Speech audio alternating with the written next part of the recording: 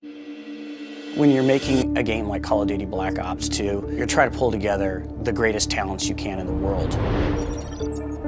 People talk about this connection, Hollywood with games. The greatest thing about that for us is that tremendous talent, and they're interested in working in this medium with us, and in particular, on Black Ops.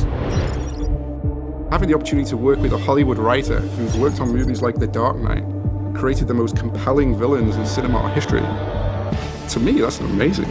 We were approaching it in some ways as a big event movie.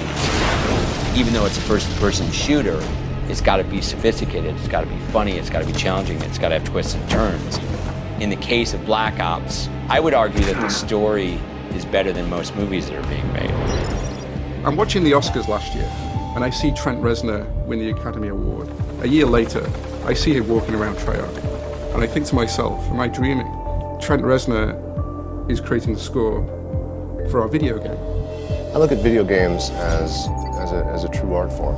The chance to be involved in something like this is exciting to me. You know, I feel it's every bit as viable as film work or music or anything else. When you start the game, you're going to hear Trent Reznor's music. It'll automatically immerse you in our world.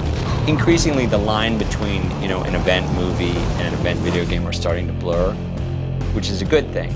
I've started to see blockbuster movies rip off sequences from video games as opposed to the other way around. The games have gotten more intense and more realistic and more engrossing and deeper.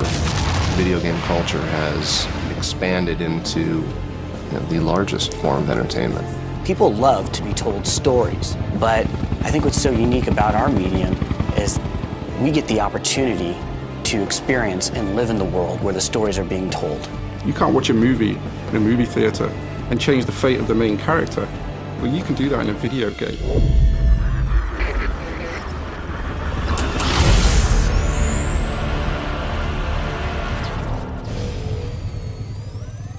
Pre-order now and get the Nuketown 2025 bonus map.